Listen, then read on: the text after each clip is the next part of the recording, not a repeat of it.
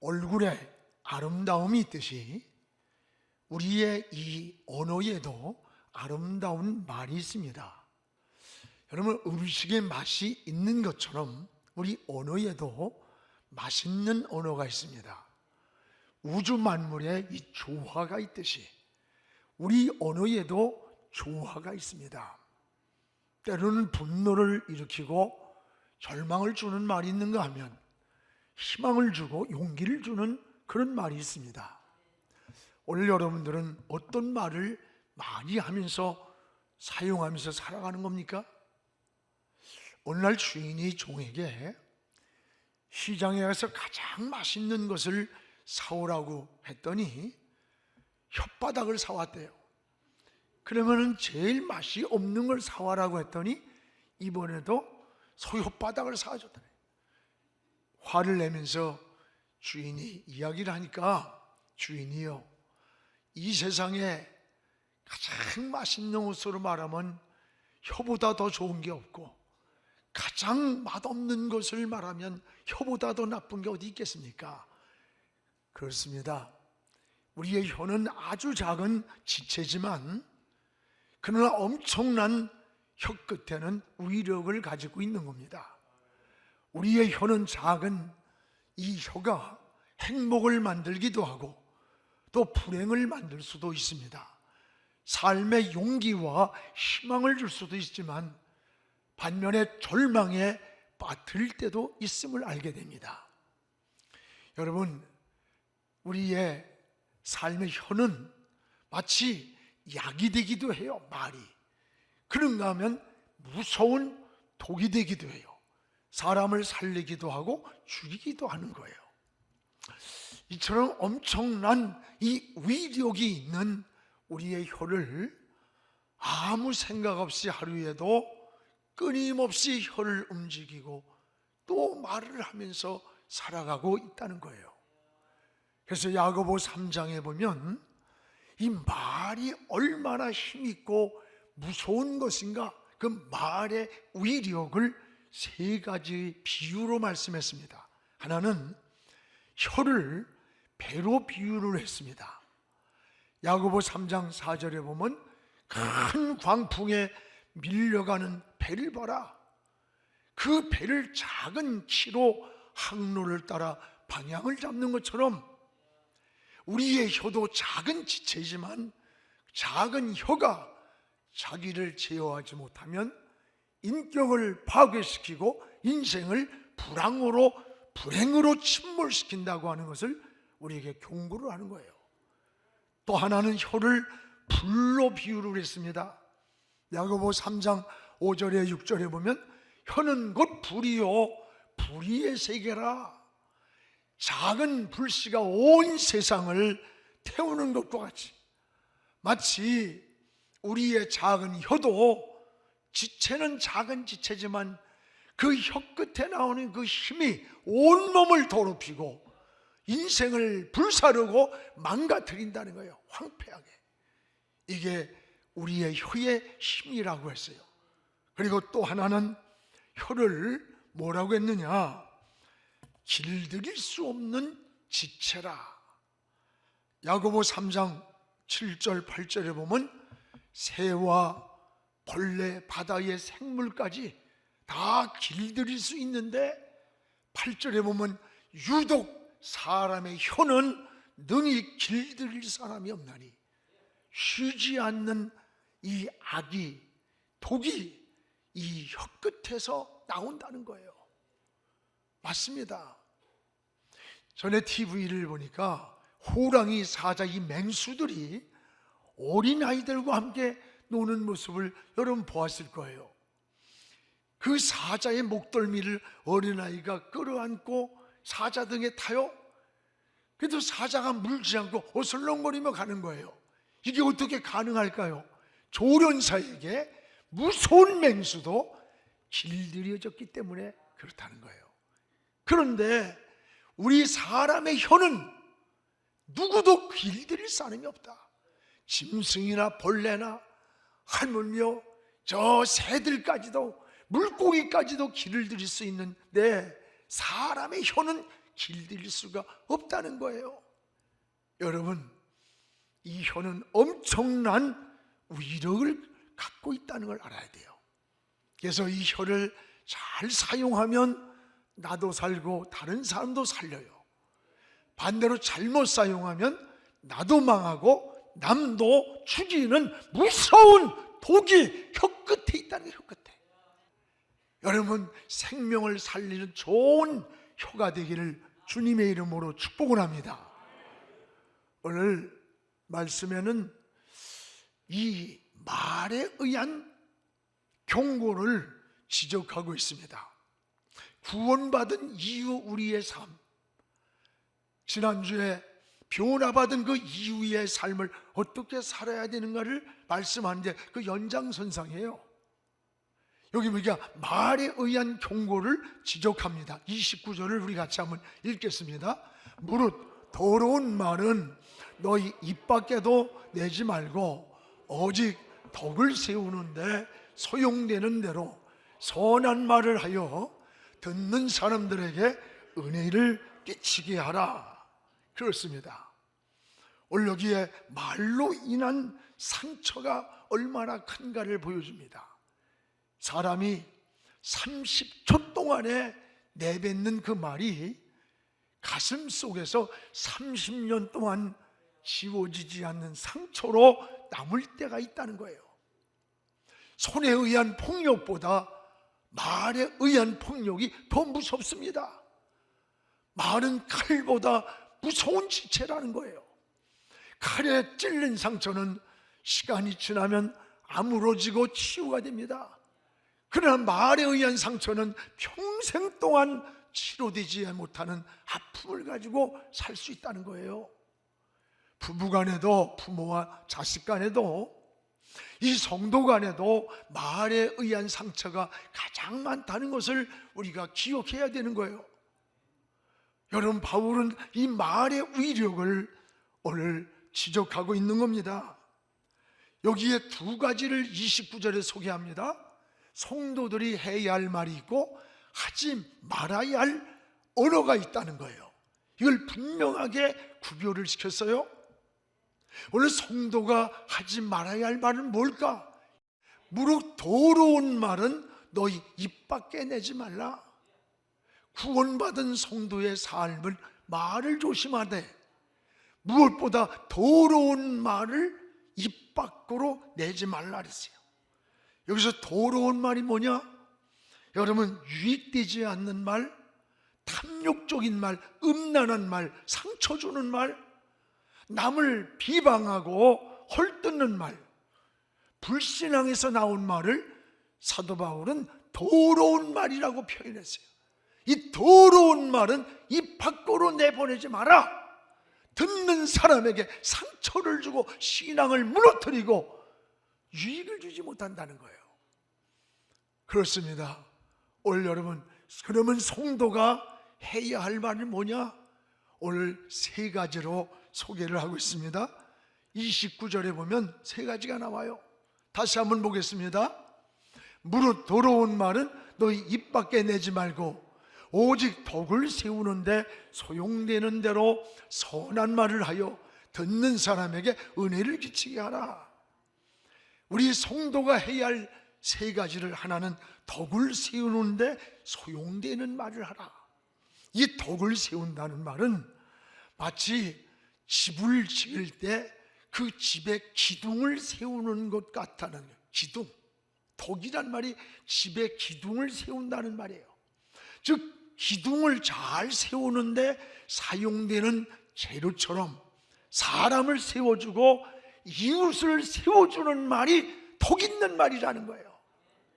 사람을 세워주는 거야, 기둥처럼. 이게 덕 있는 말이라는 거예요. 또 하나는 선한 말을 하라 그랬어요. 선한 말. 선한 말이란 뜻은 듣는 사람들의 마음을 부드럽게 하는 말이 선한 말이래요. 마음이 긴장되고 완악해지고 분노하고 있던 마음이 이 선한 말을 들을 때 마음이 부드러워진다는 거예요. 듣고 나면 용기가 생기고 희망이 생기고 또 여러분 위로가 되고 긍정적이고 소망이 있는 이런 말이 선한 말, 사람들의 마음을 부드럽게 해주는 말, 이게 높여주고 세워주는 말, 이런 좋은 말들이 여러분 얼마나 많은가를 우리가 생각해야 돼요. 또 하나는 은혜를 끼치는 말을 하라. 은혜를 끼치는 말. 여기 은혜를 끼친다는 말은 하나님을 생각하는 그런 마음, 하나님을 생각나게 만드는 말, 하나님을 기쁘시게 하는 말을 하라는 거예요.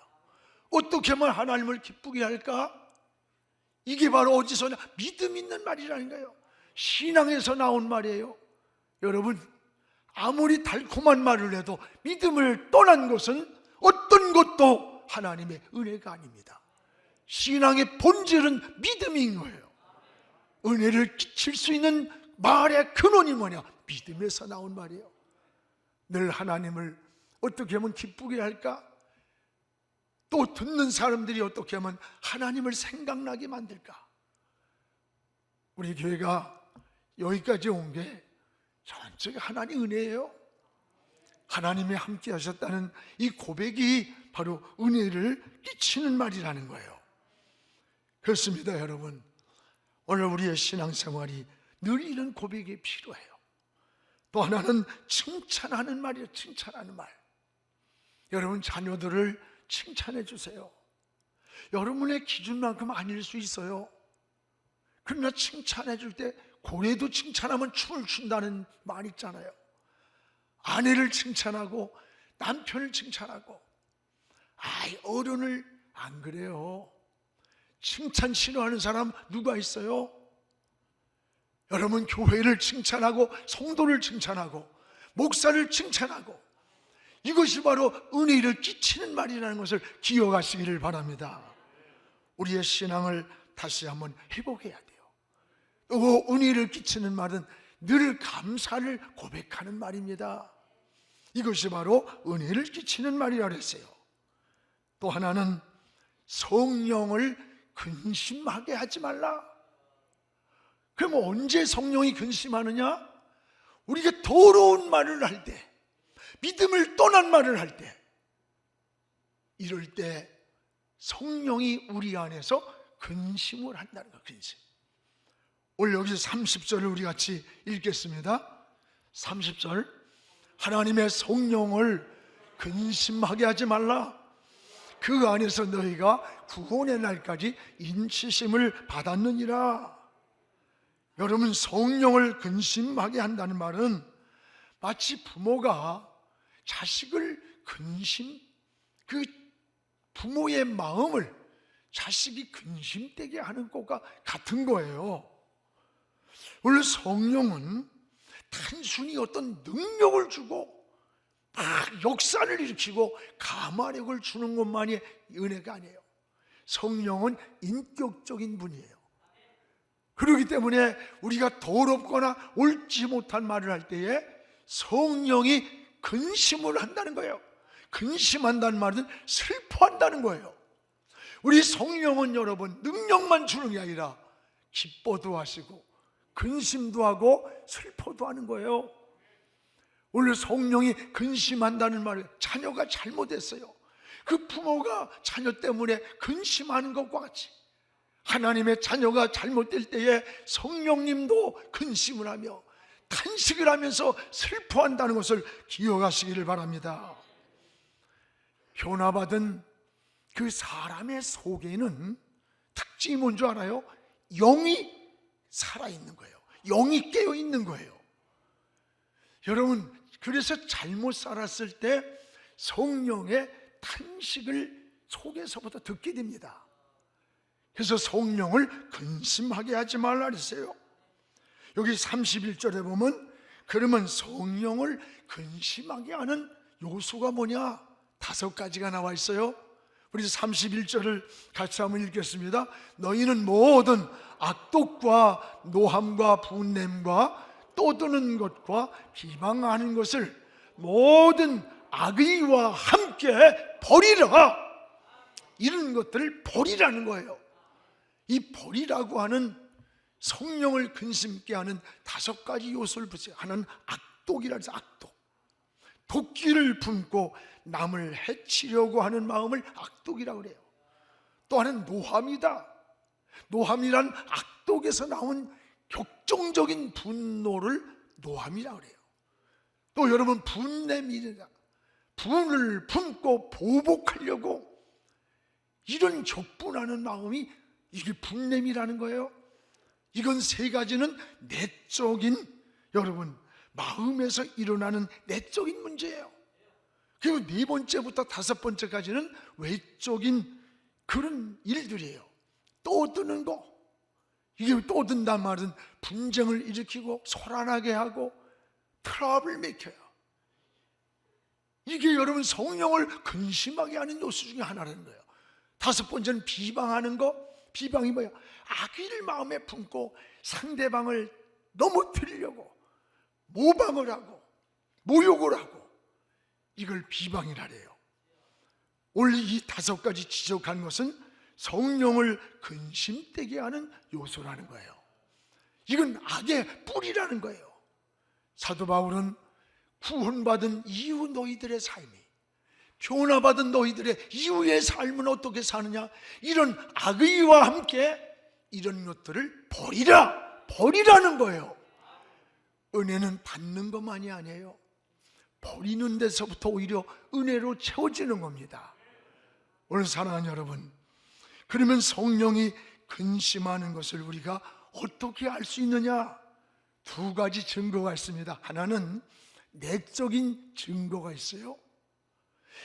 우리는 이 영이 깨어있는 성도는 성령에 근심하는 것을 어떻게 하느냐? 이 마음에서 알게 돼요. 마음에서. 이상하게 누가 뭐라고 안 해도 당당하게 떳떳하게 바로 살지 못했을 때 마음이 불안해요. 평안하지 않아요. 안식이 없고 자꾸 악몽을 꿔요. 말씀이 들어오질 않고 기도줄이 잡히질 않아. 영감이 오지 않고 입에서 찬송이 끊어지는 거예요. 이건 성령이 우리 안에서 근심하고 있고 슬퍼하고 있다고 하는 내적인 증거가 마음 안에서 알게 해주는 거예요. 영이 살았기 때문에. 또 하나는 외적인 증거가 있습니다. 외적인 증거는 뭔 줄 알아요? 우리가 생각지 않은 문제가 자꾸 일어나는 거야. 인생의 길이 자꾸 막히고 고난이 오고 관계가 자꾸 뒤틀리는 거예요. 이럴 때 여러분, 재수가 없어서 그렇지, 운이 없어서 그렇지, 우연이겠지, 아닙니다. 성경은 새 한 마리가 떨어지는 것도 하나님의 허락이 있고, 요나가 제비를 뽑아도 요나의 손에 뽑히게 한 분이 하나님이에요. 하나님은 개인을 섭리하시고 나라를 섭리하시고 우주를 섭리하시고 하나님의 주권적인 손이 우리 곁에 있다는 거예요. 너희가 성령을 근심하게 하지 마라. 인침을 받은 너희들 예수 그리스도 안에서 하늘나라 갈 때까지 하나님의 자녀들을 향해서 말씀하고 있는 거예요. 사랑하는 여러분, 오늘 우리는 내적으로 또는 외적으로 세미하게 들려오는 성령의 탄식 소리, 성령이 근심하는 소리를 들을 수 있는 사람은 영이 살아있는 자예요. 영에 속한 사람인 거예요. 이럴 때 여러분, 우리는 어떻게 해야 됩니까? 방법을 찾고 이리저리 쏘다니고 그래서 답이 안 나와요. 하나님의 품으로 돌아가야 되는 거예요. 이런 여러분 내적인 마음에 안식이 오지 않고 삶이 자꾸 뒤틀리고 꼬이고 막힐 때는 하나님 앞에 금식도 하고 작정기도도 하시면서 이 영적 주파수를 저 하나님께로 맞춰야 되는 거예요. 이게 그래야 해답이 오는 겁니다. 그래서 성도는 어떤 방법을 찾는 게 아니라 그럴 때 하나님을 찾는 거예요. 영적인 감각이 없는 사람들은 여러분 성령의 근심 탄식 소리를 못 들어요. 왜? 영이 죽었기 때문에. 이건 성도들이 듣는 소리예요. 성령이 근심하는 것을 안다는 것은 영적으로 깨어있는 신앙, 하나님이 사랑하는 자라는 것을 깨닫기를 주의 이름으로 축원합니다. 뭔가 마음이 편치 않고 뭔가 불안하고 뭔가 인생이 자꾸 막히는 것을 무엇인가 느껴질 때에 하나님이 나를 사랑하고 인침받은 내 자녀, 나는 하나님 자녀야, 나는 영이 깨어있어서 하나님 주는 이 사인을 받는 거예요. 사인, 성령이 나의 마음을 터치하는 것을 아는 거예요. 그때 무릎을 꿇어야 돼요. 하나님을 바라보고 하나님을 찾는 거예요. 이게 믿음의 사람의 삶인 거예요. 영의 사람의 삶이라는 것을 기억하시기를 축원합니다. 또 하나는 여기 보면 서로 용서하며 사는 것이다. 서로 용서하며 사는 것이다. 우리 32절을 같이 한번 읽어보겠습니다. 서로 친절하게 하며 불쌍히 여기며 서로 용서하기를 하나님의 그리스도 안에서 너희를 용서하심 같이 하라. 오늘 이 말씀 속에서 서로라는 말을 주목하세요. 여러 번 서로라는 말씀을 합니다. 서로 친절하라, 서로 불쌍히 여겨라, 서로 용서하라. 올여러분, 이 서로라는 말은 하나님과의 관계가 아니에요. 오늘 사람과의 관계를 말하는 거예요. 사람과의 관계가 뒤틀리고 사람과의 관계가 막히고 사람과의 관계가, 이것이 여러분 원수를 맺고 나면 하나님과의 관계는 자연적 막혀 있다는 거예요. 그래서 오늘 사도 바울은 은혜 받은 너희들, 변화받은 너희들, 서로 친절하고 서로 불쌍히 여기고 서로 용서하라. 하나님이 그리스도 안에서 너희를 용서해 준 것 같이. 사랑하는 여러분, 용서라는 것은 상대에게 굉장한 은전을 베푸는 것처럼 착각합니다. 아닙니다. 용서는 상대에게 베푸는 것 같지만 자신이 고통에서, 억압에서, 상처에서 자기가 치유받는 거예요. 자기가 자유함을 얻는 거예요. 이게 용서의 은혜인 겁니다. 오늘 여러분, 복수는 복수를 또 만들고 또 복수를 낳는 거예요. 오늘 용서를 하지 못할 때 이 세상은 얼마나 불행한가를 알아야 돼요. 미국으로 이민 온 사람이 오직 돈을 벌기 위해서 밀주업을 시작했습니다. 흑인들에게 몰래 술을 팔아서 큰 과수원을 사고 돈을 벌었어요. 그는 딸이 하나 있었는데 그 딸을 무지하게 사랑하고 딸과 돈만이 최고의 그 인생의 기쁨이었어요. 근데 어느 날 폭도들이 과수원에다가 불을 질렀어요. 그 많은 재산을 약탈해 갔어요. 그 딸의 아버지는 그때 비참하게 불길에 휩싸여서 최후를 맞았어요. 후에 그 딸은 대부호인 남자를 만나서 결혼을 하고 가정을 꾸몄습니다. 그런데 그 만난 남자가 바로 자기 아버지를 살해한 살인범이에요. 이 사실을 알았어요. 20년 동안을 자기 남편을 증오하면서 미워하면서 세월을 보내는 거예요. 어느 날 남편이 중병에 걸려서 입원을 했습니다. 남편에게 복수하려고 외도를 하고 임신을 했어요. 남편이 병상에서 간호사에게 이런 말을 듣습니다. 당신의 아내가 지금 임신 중입니다. 그런데 당신의 아이가 아닙니다. 남편은 아내를 증오하면서 권총을 꺼내서 아내의 가슴에 겨누면서 너도 그때 네 아버지처럼 불에 태워 죽였어야 하는데, 그러면서 방아쇠를 당긴 거예요. 여러분, 산자가 행복했을까? 결국 두 사람 모두가 불행으로 인생이 끝이 난 거예요. 오늘 마음의 분노라는 게, 여러분 미움이라는 게, 이게 얼마나 무서운 건 줄 알아요? 우리가 마음의 분노를 계속 품고 용서하지 않을 때 이 정신세계가 황폐해지는 거예요. 이 신경질환이 걸리고 남을 증오하며 자기 인격이 망가진다는 거예요. 여러분, 불면증, 우울증, 피해 망상증 같은 이런 정신적 질환이 마음의 분노, 절망, 이런 것을 많은 사람들에게 많이 일어난다는 거예요. 다른 사람과의 관계성이 이런 마음을 가진 사람은 파괴가 돼요. 오늘 진정한 용서, 이게 모든 관계를 회복한다는 것을 기억하시기를 축복합니다. 사랑하는 성도 여러분, 바울이 에베소 교회에 권면한 말의 실수들, 성령을 근심되게 하는 일들, 또 용서하지 못하는 마음이 영적으로 육적으로 얼마나 무서운 장애물에 걸려 넘어지는 것인가를 우리에게 깨닫게 해줬어요. 이런 것들을 신앙으로 해결하는 것이 바로 믿음인 것입니다. 그리고 모든 영과 육이 이 장애물에서 풀리는 열쇠가 됩니다.